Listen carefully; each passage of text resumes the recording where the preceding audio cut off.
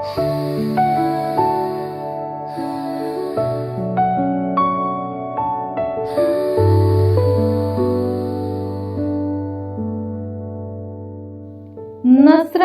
കണ്ട നാരായണൻ.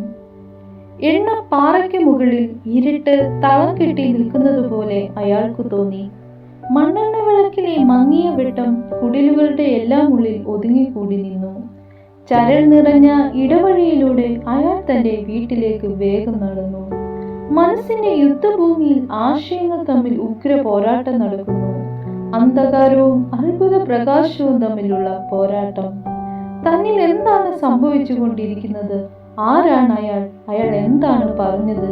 ചിന്താമണ്ഡലത്തിൽ തീക്കനൽ കോരിയിട്ടതുപോലെ ആ യൗവനക്കാരന്റെ ഹൃദയം അസ്വസ്ഥമായി. 1990 ഒരു ദിവസം പതിവ് പോലെ അന്ന് വൈകുന്നേരം അയാൾ എണ്ണപ്പാറ കവലയിൽ സാധനങ്ങൾ വാങ്ങാൻ വന്നതായിരുന്നു.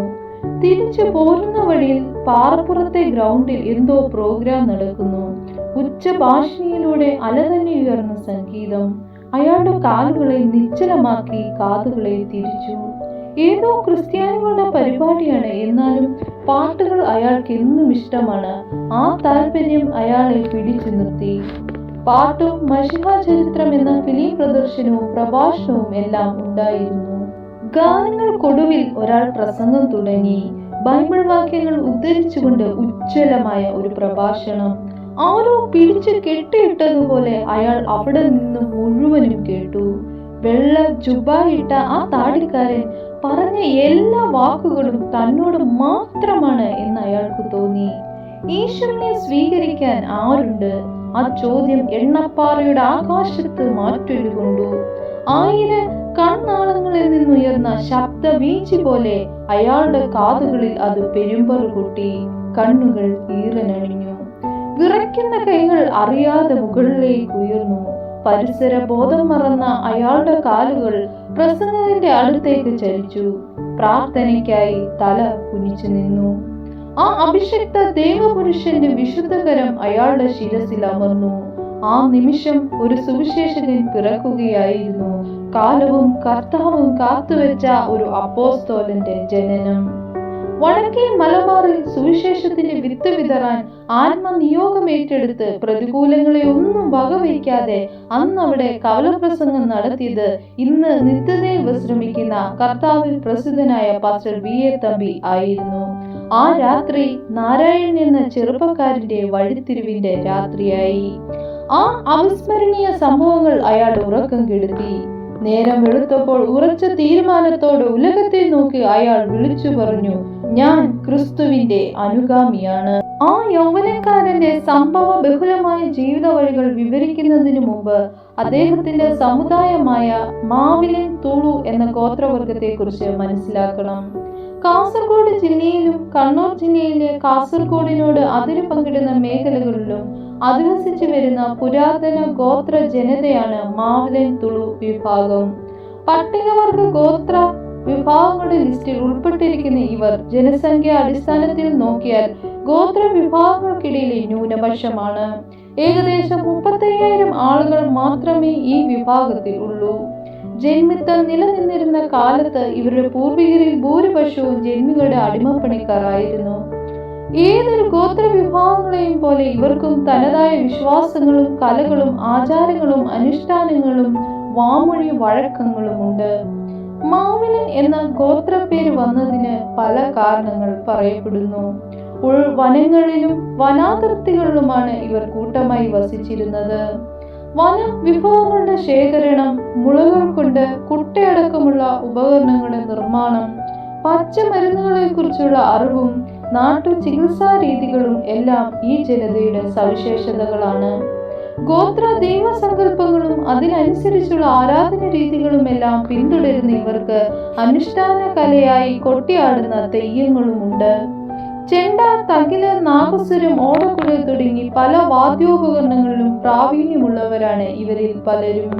ഓരോ ഗോത്ര ജനതയെയും വ്യത്യസ്തമാക്കുന്നത് അവരുടെ ആത്മാവിന്റെ ആവിഷ്കാരങ്ങളാണ്. അതിന്റെ അടിസ്ഥാന ഘടകം ഭാഷയാണ്. മാവിലൻ ജനതയുടെ ഏകോപനത്തിനും സംസ്കൃതികളുടെ കൈമാറ്റത്തിനും അവരുടെ സംസാര ഭാഷയായ തുളുവിന് മുഖ്യ പങ്കുണ്ട്. കാലത്തിന്റെ നവവ്യവസ്ഥിതികളോടും മുഴുവനും പടവെട്ടി പരാജയപ്പെട്ടു പോയ ഒരു ജനത. മദ്യത്തിനും മയക്കുമരുന്നുകൾക്കും മന്ത്രവാദത്തിനും അടിമപ്പെട്ടു പോയ ഇവരെ സമൂഹത്തിന്റെ മുഖ്യധാരയിലേക്ക് കൈപിടിച്ചുയർത്താൻ അവരുടെ ഇടയിൽ നിന്ന് ഒരു സാമുദായിക നവോത്ഥാന നായകൻ ഇല്ലാതെ പോയി എന്നത് ഈ ജനതയുടെ പരാജയ കാരണങ്ങളിൽ ഒന്നായി വിലയിരുത്തപ്പെടുന്നു. അതിനിടയിലാണ് നാരായണൻ എന്ന ചെറുപ്പക്കാരൻ ക്രിസ്തു ശിഷ്യനാകുന്നതും തന്റെ സമുദായത്തിന്റെ ഉന്നമനത്തിന് വേണ്ടി പ്രയത്നങ്ങൾ ആരംഭിക്കുന്നതും. മാവിലിൻ തുളു ഭാഷ മലയാളം, കന്നഡ, തുളു, കൊങ്ങിണി തുടങ്ങി പല ഭാഷകളുടെ സ്വാധീനവും സങ്കലനവുമാണ്. ലിപി ഇല്ലാതിരുന്ന ആ ഭാഷയ്ക്ക് സ്വന്തമായി ലിപി ഉണ്ടാക്കാനുള്ള പ്രവർത്തനങ്ങൾ ആരംഭിച്ചു. തുടർന്ന് 2019 ബൈബിൾ പരിഭാഷയ്ക്ക് തുടക്കം കുറിച്ചു. 2023 ഓഗസ്റ്റ് മാസം 13 മർക്കോസിന്റെ സുവിശേഷം പൂർണ്ണമായി മാവിലിൻ തുളു ഭാഷയിലേക്ക് മൊഴിമാറ്റം ചെയ്യുക വഴി ചരിത്രപരമായ ഒരു മുന്നേറ്റമാണ് നടന്നത്. ഒരു ത്രിഭാഷാ നിഘണ്ടുവും ഭാഷാ വായന സഹായിയും തയ്യാർ ചെയ്തത് ഒരിക്കലും വിസ്മരിക്കാൻ പാടില്ലാത്ത ചരിത്ര പാതയിലെ മറ്റൊരു നാഴികക്കല്ലാണ്. കൂടാതെ മാവിലിൻ തുളു ഭാഷയിൽ അദ്ദേഹം സ്വന്തമായി ഗാനങ്ങൾ രചിച്ചു. ഈണവും താളവും നൽകി സോഷ്യൽ മീഡിയയിലടക്കം പ്രസിദ്ധീകരിച്ചു. ഇതിനെല്ലാം വേണ്ടി ഒരു ഡിജിറ്റൽ ആപ്പും അദ്ദേഹം നിർമ്മിച്ചു. അങ്ങനെ അജ്ഞതയുടെ അത്തലിൽ തപ്പിത്തടഞ്ഞു നടന്ന തന്റെ ജനതയ്ക്ക് ആത്മീകവും വൈജ്ഞാനികവുമായ ഉയർച്ചയുടെ അനന്ത വിഹായസ് സൃഷ്ടിക്കുകയും അതിലൂടെ പ്രതീക്ഷയുടെയും പ്രത്യാശയുടെയും നവചിറകുകൾ വിരിച്ച് യഥേഷ്ടം പറന്നുയരാൻ അവരെ പരിശീലിപ്പിച്ച ക്രാന്തദർശിയായിരുന്നു നാരായണൻ പാസ്റ്റർ. 18-ാം വയസ്സിൽ തുടങ്ങിയ വിശ്വാസ ജീവിത പ്രയാണം വിപ്ലവകരമായ പല സംഭവങ്ങൾക്കും സാക്ഷ്യം വഹിച്ചു. മാവിലിൻ ജനതയുടെ അന്തരാത്മാവിലേക്ക് ഇറങ്ങിയ ആ മനുഷ്യൻ പാപത്തിന്റെ അടിത്തട്ടിൽ കിടന്ന് നിലവിളിച്ച ആ ജനതയ്ക്ക് വിമോചകനായ ക്രിസ്തുവിനെ പരിചയപ്പെടുത്തി. അനേകർ ക്രിസ്തുവിനെ അറിഞ്ഞു, അനുഭവിച്ചു, ആരാധിച്ചു. കൃപാവരങ്ങളുടെ ശുശ്രൂഷ തന്നിലൂടെ വെളിപ്പെട്ടു. രോഗികൾ സൗഖ്യമായി, ഭൂതങ്ങൾ വിട്ടുപോയി, ജനം പുതുഭാഷകളിൽ സംസാരിച്ചു. സഭ വളർന്നു. നാരായണ പാസ്റ്റർ തന്റെ ഭവനത്തിൽ തുടങ്ങിയ പ്രാർത്ഥന കൂട്ടായ്മകൾ വളർന്നു. അനേകായിരങ്ങൾ വന്ന് വിടുതൽ പ്രാപിച്ചു മടങ്ങി. പിന്നീട് അത് ചർച്ചായി. ന്യൂന്യ ദൈവസഭയ്ക്ക് അനുഗ്രഹിക്കപ്പെട്ട ഒരു സഭ എണ്ണപ്പാറയിൽ ഉണ്ടാകാൻ കാരണം പ്രിയ നാരായണൻ പാസ്റ്ററുടെ അധ്വാനത്തിന്റെ ഫലമാണ്. കൂടാതെ തന്നോടൊപ്പം ഉണ്ടായിരുന്ന 7 സഭകളും ശുശ്രൂഷകന്മാരും ന്യൂന്യ ദൈവസഭയിൽ ചേരുകയുണ്ടായി. തനിക്ക് ഈ ലോകത്തിൽ ദൈവം അനുവദിച്ച ക്ഷണികമായ കാലത്തിൽ നിന്ന് ഒരു പുരുഷായുസ്സിൽ ചെയ്തു തീർക്കേണ്ട കർത്തവ്യങ്ങൾ മുഴുവനും ചെയ്തു തീർത്താനന്തരം 52-ാമത്തെ വയസ്സിൽ നിത്യവിശ്രമത്തിനായി ഇമ്പങ്ങളുടെ പർദീസായിലേക്ക് പറന്നുപോയി. പ്രഭാഷകൻ, പ്രവാചകൻ, ഗാനരചയിതാവ്, ഗായകൻ, കൃപാവര ശുശ്രൂഷകൻ, ബൈബിൾ പരിഭാഷകൻ, ഭാഷാ പണ്ഡിതൻ, പാചക വിദഗ്ധൻ, നാട്ടുവൈദ്യൻ, എല്ലാത്തിനും ഉപരി തികഞ്ഞ മനുഷ്യ സ്നേഹി. കർത്താവിന്റെ വിശ്വസ്തനായ നല്ല ദാസന് വിശേഷണങ്ങൾ ഒരുപാടുണ്ട്. നല്ല പോർപ്പൊരുതി ഓട്ടം തികച്ച വിശ്വാസം കാത്ത ക്രിസ്തുവിന്റെ ധീര പടയാളിക്ക് ഒരിക്കൽ കൂടെ പ്രത്യാശയോടെ വിട ചൊല്ലുന്നു. ആകയാൽ നീതിമാൻ തന്റെ പ്രയത്നങ്ങളിൽ നിന്നും വിശ്രമിക്കേണ്ടതാകുന്നു.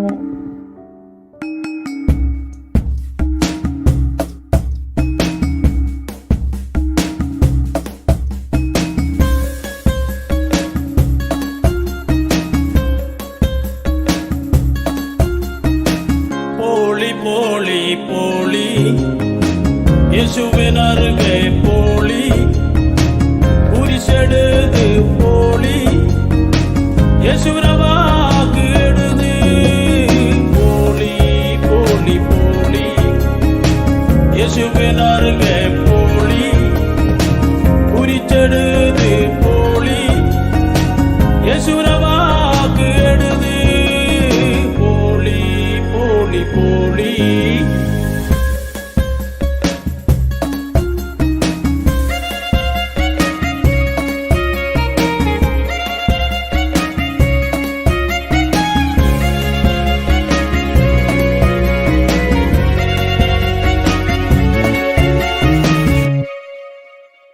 കണ്ടക് നമ്മക് പോളി ധൈര്യമാതി നിന്നി പോളി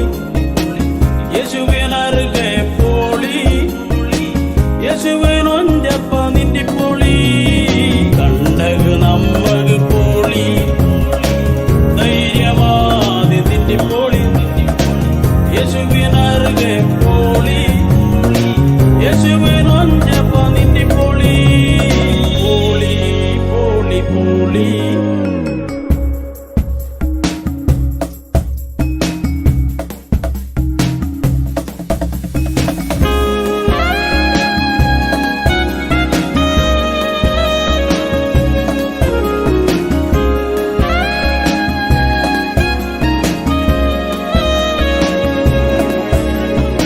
എഡമക്കളാതി നിന്നിപ്പോളി യേശുവിനർഗെ കൊള്ളപ്പോളി യേശുവിൻ നാട് പിപ്പയ പോളി പോളി പോളി എഡമക്കളാതി നിന്നിപ്പോളി യേശുവിനർഗെ കൊള്ളപ്പോളി യേശുവിൻ നാട് പിപ്പയ പോളി പോളി പോളി പോളി പോളി പോളി പോളി പോളി പോളി യേശുവിനർഗെ പോളി ഉരിച്ചെടുത്ത് പോളി യേശു